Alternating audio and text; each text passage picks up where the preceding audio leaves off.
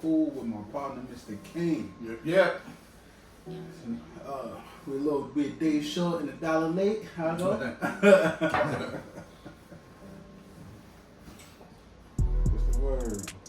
Nah, we got some topics we gotta hit. You know, like I said, we a day short, but we here, so let's go. What's up first? First up, this man right here will be spoken amongst the likes of Magic Johnson, Michael Jordan, Jesus. Nah, that's a dream. The first topic is Jalen Brunson. You lost me with that intro now. Get that man a statue.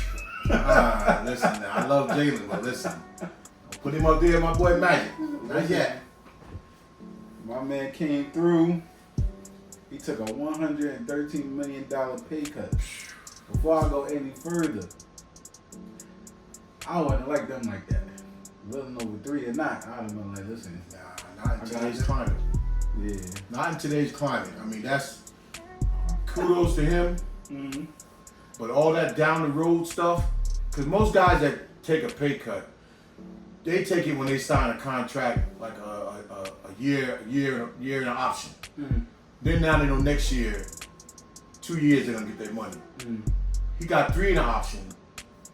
4 years is a long time to wait for that type of payday. I mean, nah, it's still gonna work out. I think it's still gonna come around. But that's the second contract.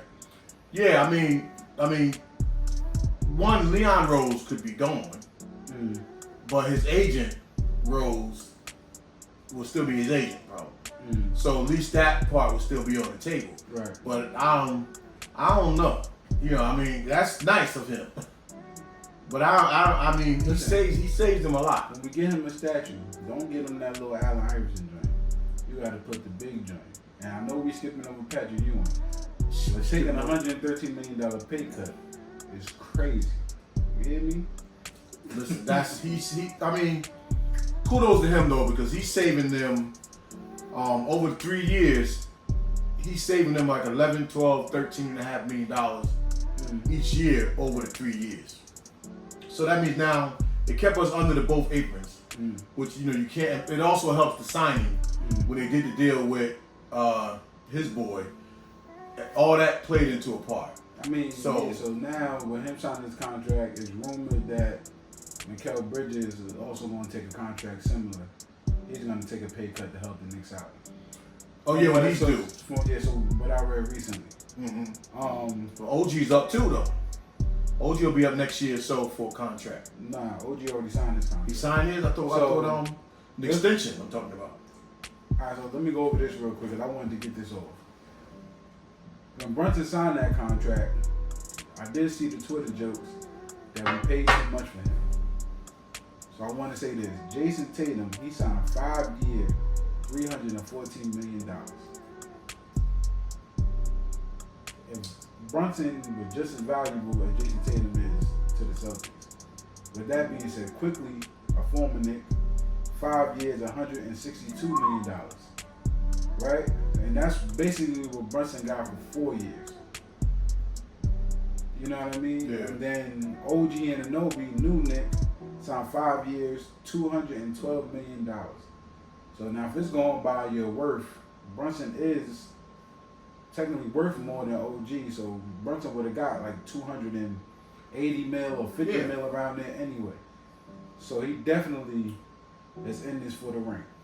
You know what I mean? He's not in this for the money. He's in this for the long haul. I mean, it's for the long haul, but it's also and saying he's that comfortable having his buddies around. Yeah, but and you got to do that to have your buddies around. I think it's more of that than it is so much putting together and bringing in other people. I think it's more that I'm comfortable this way, and with these guys around me, I can play my way. But I always ask this question, like, players that bounce around the team, and we know this is a business, and 160 mil. What's the difference from that and 200 mil? Like, for one contract, 3 years is up, you can re-sign, you'll get that 200 mil back. Supposed to. You know what I mean? And then your Nike contract, that's not even included. You set for life. After that, you got to try to chase a legacy. Something that you can pass around. That's just been me. I mean, I'm not making that kind of money, but I mean, you're talking For about NBA generational contracts. wealth. That's what you're talking about. Yeah, like So he's saving.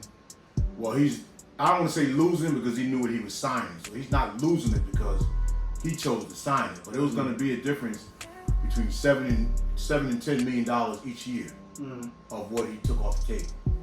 So that generational wealth, yeah, you're gonna get it back down the line. It's just like the business is set up for you to take it. That's why like all hats go off to Jalen Brunson for that. yeah, that was A lot of people say we wouldn't have done it, but we wasn't presented with that opportunity. Right. Like I'm not mad at it at all. Now I know there was one reporter that was saying that was stupid of Jalen. I didn't know if you wanted to get into that. I didn't know. I didn't think that was bad. I mean, that's just kidding. A reporter will never make that kind of money. So it's always easy for us to say, or somebody to say, what you should or shouldn't do. He's not missing it because it wasn't in his pocket yet. It wasn't in his account yet. So you're not missing that type of money. But if you listen to what Wojnarowski says, that in 3-4 years, Brunson could be the first NBA $500 million contract because of all this TV money that's coming down the pipeline. Right. So he's saying it's not going to be uncommon now in the next few years for guys to sign for $100 million a year because of his money. So if he can stay healthy, Leon could go, but as long as his other Leon, the agent, is there to fight for that, you can recoup the money. But you can't miss something you ain't never had. You know, he lives a pretty much. He don't live the Hollywood NBA life. It seems like he live a regular life. Yeah. So what that money is going to be able to do for us by keeping us under the aprons, is going to do wonders for us. Yeah, I don't even think he can spend $100 million in 4 years. I mean, $100 million in 4 years, and he gonna eat for free in New York. yeah, but you got a lot of these guys. They buy houses and boats, and that's not his type. But they buy all these houses in all these different cities. That's how you can spend $100 million. That's how you can spend it. He can write it off on taxes. Well, let's see. But I'm glad he did. So going into our next topic, him signing that contract now probably leaves room for other trade rumors. I know the biggest one is Karl Anthony Towns as of right now. I'm not really feeling it too much. We probably got to give up a little bit too much for him, and I don't think it changes our team. Well, yeah, because they talking about it would take Julius and probably Josh Hart to combine in that deal. And I was reading one of the articles from one of the other Knicks writers, which I was shocked, saying that the Knicks are more high on Towns than they are Randall because he could stretch the floor. And now this is always my dilemma when you hear that kind of stuff because you really don't know where it's coming from. Is that management talking? Because we know that's not Tibbs talking. Yeah, Tibbs would like to have an offensive 7-footer, but his guys plays around the rim. Excuse me. So that changes the whole dynamic of your team if you're saying the Knicks have preferred Towns over Randall because he stretches the floor. Well, moving that center on the outside on a regular basis changes the whole dynamic of what the Knicks were built on. I mean, I guess they're saying that Mitchell Robinson would still be playing the 5 and he would be playing the 4. But if it's not working in the Timberwolves and Minnesota, how is that going to work with the Knicks when you got Rudy Gobert over there? That's probably clearly better than Mitchell Robinson. I love Mitchell Robinson, but if it's not working with Towns and him, it's even working with Gobert and what's the dude on Spurs, Victor Wembanyama. They over there killing on the same team. So what was the difference from them two and them two? I mean, they were doing pretty good though. Minnesota. No, I'm talking about they were doing good, but they still can't even get over the hump. We trying to win the championship, not just flirt with it. Yeah, the Knicks got to be careful with this quest for a backup center because now they looking at what they could do trades. I would stay away from trades. Like Clint Capella would be nice with the Hawks, but I would stay away from. I would look for the guys that I don't got to give up somebody, especially if I got the mid-level. Because again, we're talking about you're looking for a guy that's going to give you 15 to 24 minutes. Mitch is already going to give you 24. And if he's somewhat healthy, Tibbs maybe could stretch him to 30. But it's basically 24. So the other guy that comes in is gonna, no matter what he does, he's only gonna be able to give you 24 minutes. So don't gut your team for 24 minutes. Yeah, no. Yeah, they're only gonna play more if Tibbs, if Mitch get hurt, because we know how Tibbs is gonna roll with him if he's healthy. So we need to be careful with that, because I say this, and there's some interesting backup centers still out there. But I say this much: when I was watching the NBA show the other day, and they were talking about between Knicks and Philly who's gonna jockey for position with Boston, but Boston is not a foregone conclusion, because the NBA in the past 25 years haven't had a repeat champion. Well, they've had two. They had Golden State, and then they had Miami Heat with their big three. So it's been a while since we've had a back-to-back. Remember, they thought Denver would be a back-to-back. They thought Milwaukee would be a back. So it's been a while. So Boston is nowhere near a foregone conclusion that they're so much further than us. Because those 14 games that they had over us in the regular season last year, we could contribute that to our injuries. Because we definitely was on pace for 60 games ourselves, had everybody not gotten hurt, the way we was playing. So the gap is much, much closer than what people think. So we should just look for the backup center that can come in, give us what he got to give us. Keep the rim protection, the rebounds. We would like to have somebody that can score. But even in Hartenstein's best scoring day, he might have gave us one close to 20-point game. Right. So that's not our problem. But we do need a backup center to a degree. Yeah, we do. But I feel like it can be anybody that, as long as Tibbs can get the best out of them, I think any center that's decent is good enough. And it don't have to be right now. That's the other part. We don't have to have him right now. We can have him later on in the season. Right. Yeah. But even that, so now the rookie game, not the rookie game, but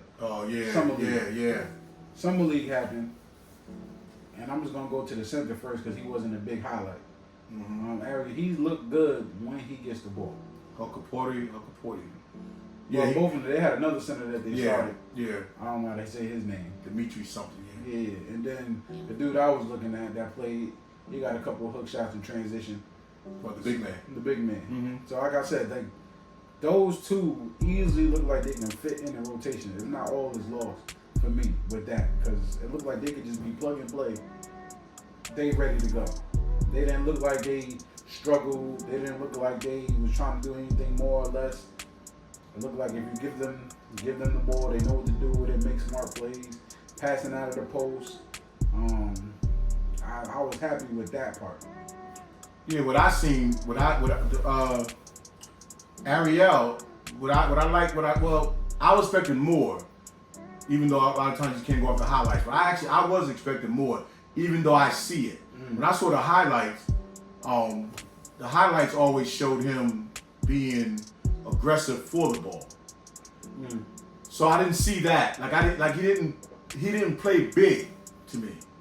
But what I did see was he got good hands. He has a natural instinct to pick and roll.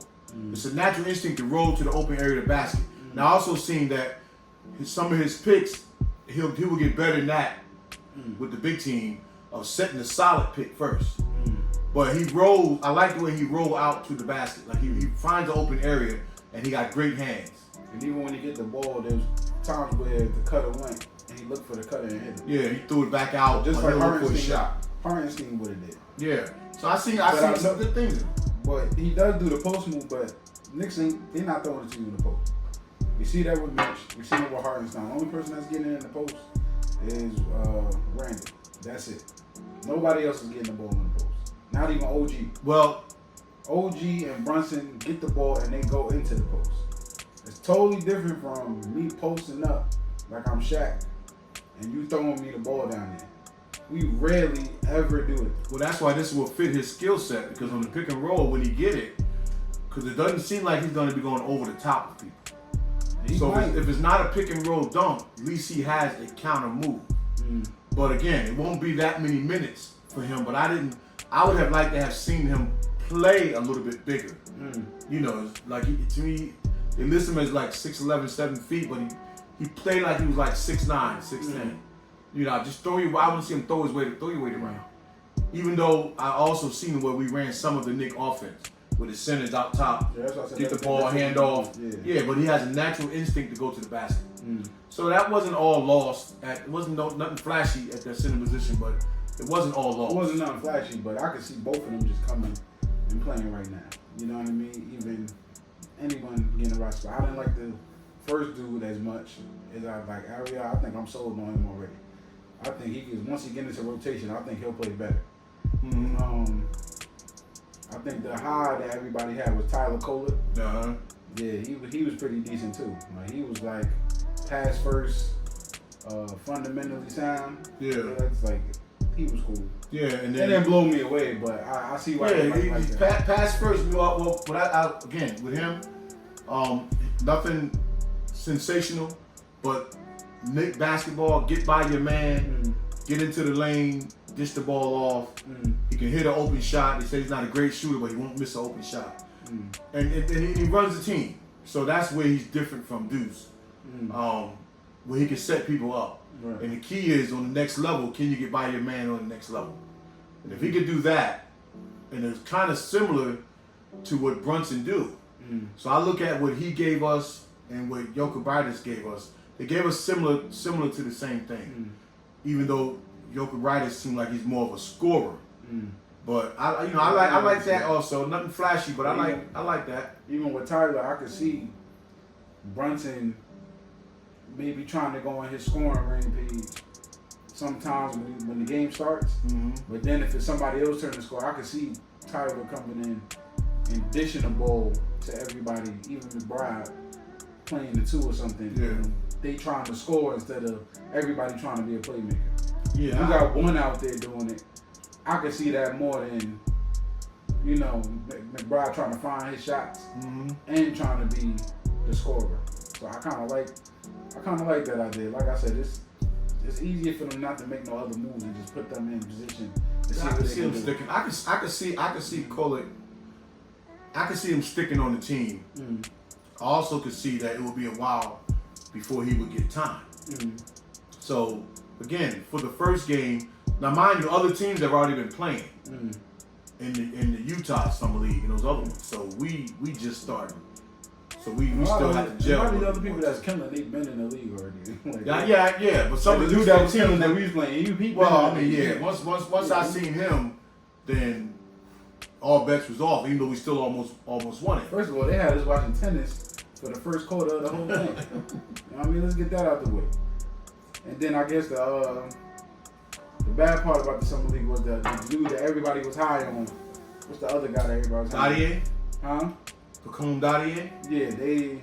See, I look at it different than everybody else. Though. I mean, yeah, I didn't see nothing wrong. I just seen that he saw- get his opportunity. Yeah, Like but that.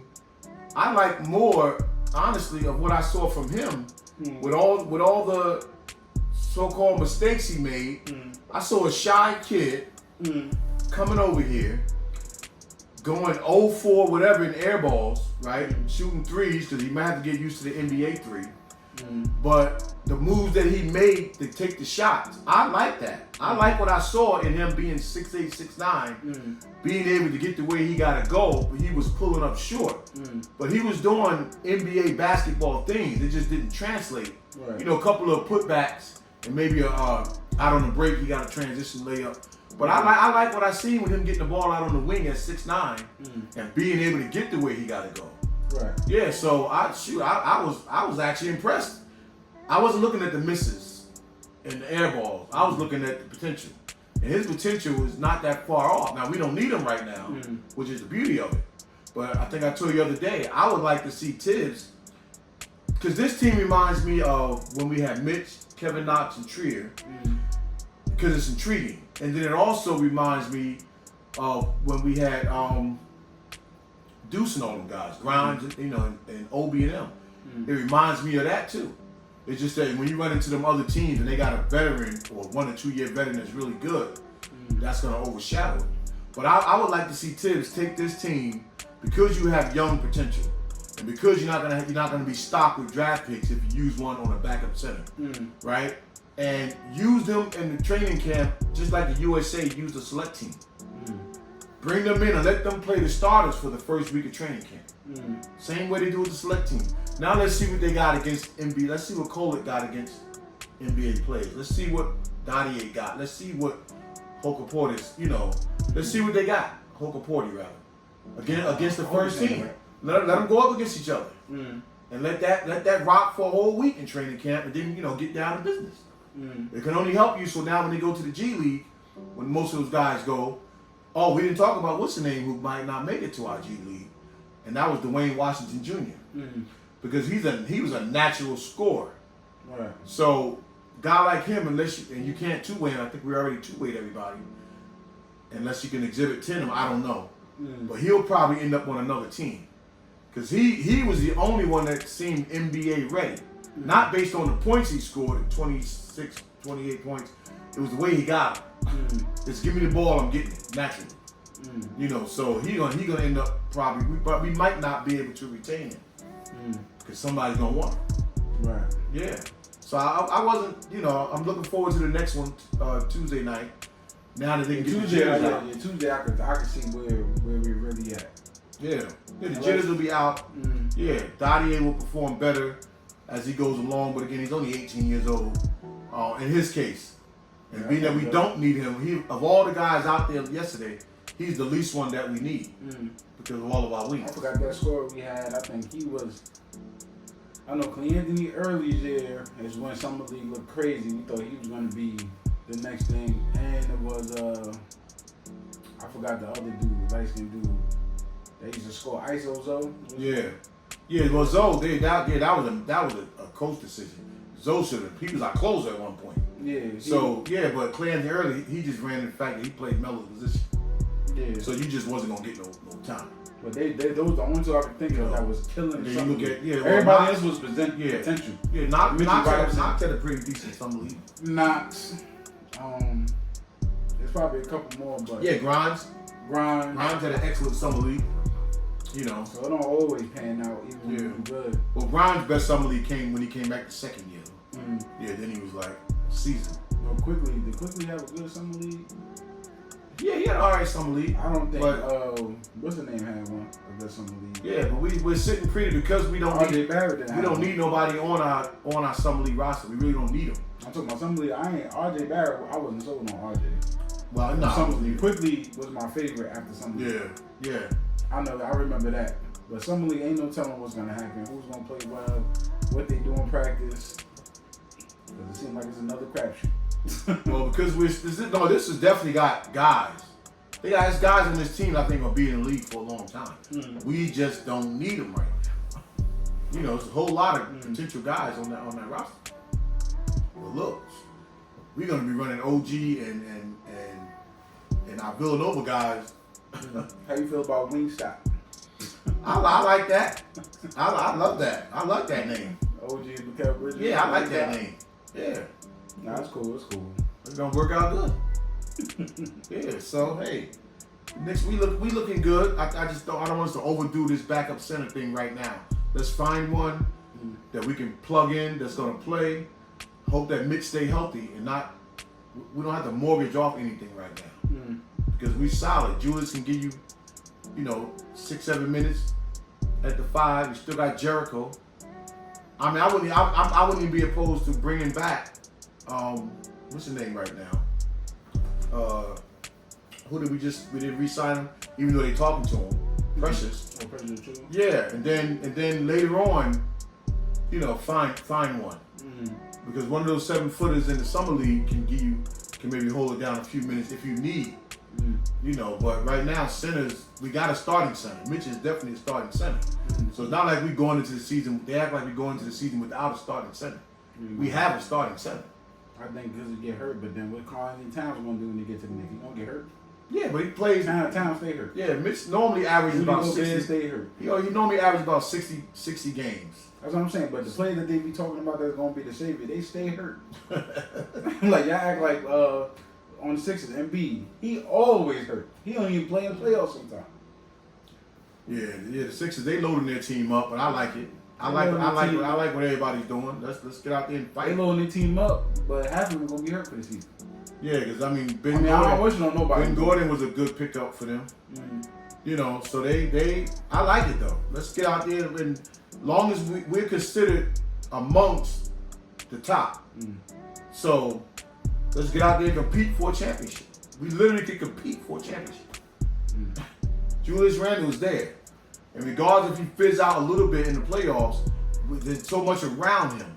Mm. You know, so we got enough. We have enough right now. If you go out and do something, don't mess with the culture of the team. Because one thing I look at this too. This is why I feel like we got the makeup to make a deep playoff run, right? With everything we got. And then, like, one, you gotta walk that straight line, right? We doing that. We getting our team, we staying the course, we're not panicking, we're not going out making stupid trades, we're not mortgaging off everything that we have right now. We're going with our culture. You know, two, you gotta climb the mountain. So we've done that. We've gotten to a semifinals game 7. We start to see what it takes to get over the hump. You know, we got to peek at what's on the other side. And then the last thing for us to do really is just to go through the fire. You got to go through the fire. Same way Boston did, same way teams in the past. We may get to an Eastern Conference Finals losing 7, or get to a Finals, you know, losing 7. You get there and then you start figuring it out. So we're there. All the elements for us to get to the finals. The elements are there. So just like we put together a team and now we're trying to win it. We've been steadily climbing. You know, they say you want All-Stars. Okay, well, last year Julius didn't play, but we had 2 All-Stars. We had first team. Julius was a second team a few years ago, All-NBA. He was on the verge last year of being a first team. I don't think nobody would argue with that if we got hurt. Brunson was, a second or third team this year. So now we have the so-called on paper, you have 2 of the top 15 players on paper. That don't always resonate because when Julius was second team, and to say he made first team last year, would anybody ever name Julius as a top 5 player in the NBA? They probably wouldn't. But if you make first team All NBA, that's essentially that the league is saying you're one of the 5 best players in the NBA. So now we have that. We got top 15 players, according to paper. So now everything that's lined up for us to go out and win the championship is there. It's up to us to go out and do it. Don't say it too much, or they're gonna throw us over the second apron anyway. Well, we can only do that for ourselves. You know, Brunson gave us a lot of leeway. You can't have all of them. Hey, there you go. All right. Well, made it through. Brunson. Listen, I got some chips or something if you want. On me. He got the chips. Chips, a bed, whatever you want. I got you. Nah, you can eat the chips, can't have my bed, Brunson. Keep the champagne. Alright, y'all. Peace. Peace. Yeah, one bit.